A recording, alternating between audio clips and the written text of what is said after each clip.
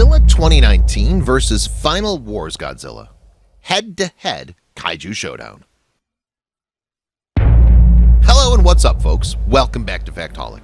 Today we're back with another head-to-head Kaiju Showdown. And it's another one of those where we pit in two different incarnations of the same Kaiju against each other. And yes, you've already seen in the title, today's main event is between the Monster vs. Godzilla versus the Final Wars Godzilla. So, you excited? Which one do you think is going to go home with the win? Do let us know down in the comment section below. Also, before we begin, this bout is brought to you by Factaholic, so do consider smashing that subscribe button to watch more bouts like these in the future. So, you guys ready to witness this epic showdown? Then sit tight and grab a chilled can of Coke or Pepsi, because this is going to be a hotly contested one. So, introducing first, in the blue corner, we have our very own King of the Monsters himself, Godzilla 2019. This giant reptilian daikaiju stands at a massive height of 393 feet, having a total length of 582 feet and weighing in at a massive 99,634 tons, which makes the Monster vs. Godzilla the largest ever incarnation of the Big G in live-action film.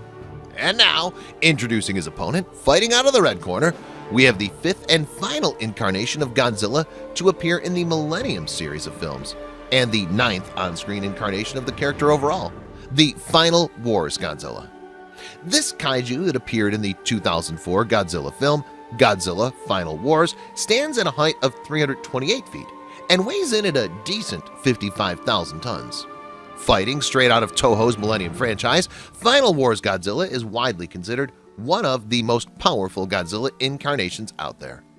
Now, with all the general stats and figures mentioned already, initial impressions suggest that Godzilla 2019 has quite a significant size advantage, but don't jump to any conclusions now, because this bout is only beginning to shape up. Also, initial impressions don't really matter in bouts such as these. So, let's get into the fight itself. Coming to the fight, let's first take a look at their abilities. Now, when we talk about abilities, Monster vs. King of the Monsters has quite an impressive list. Just check this out: amphibious nature, atomic breath, bioatomic nature, durability, energy absorption and projection, intelligence, superior senses, speed and agility, stamina, strength and combat, and thermonuclear pulses, radiation stream, symbiosis, radiation absorption. And let's not forget his burning form either, which makes him a lot more powerful.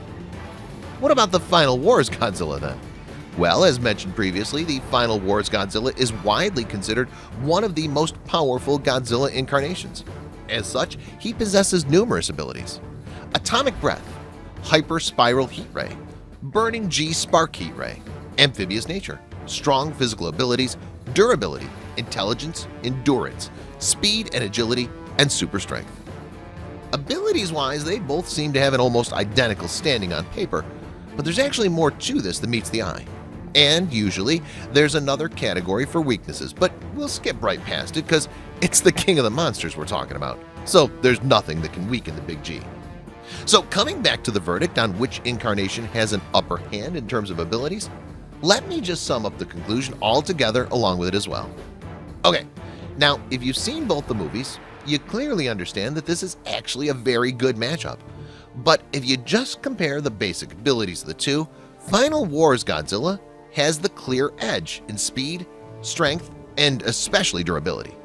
I know the Monster vs. Big G has a considerable size advantage, but we have to admit that one thing is for sure: height and size does not matter in this fight. The pure endurance that Final Wars Godzilla has shown in taking out hordes of kaiju, and also being smart enough to basically tail Zilla instead of charging back, also taking on three kaijus, King Caesar, Rodan, and Anguirus, completely eclipses how legendary Goji got beaten against King Ghidorah on first encounter, and seemingly at full strength. Another fascinating thing that you might want to consider is that Final Wars Godzilla did all that after suddenly being woken up from a frozen slumber of about 40 years.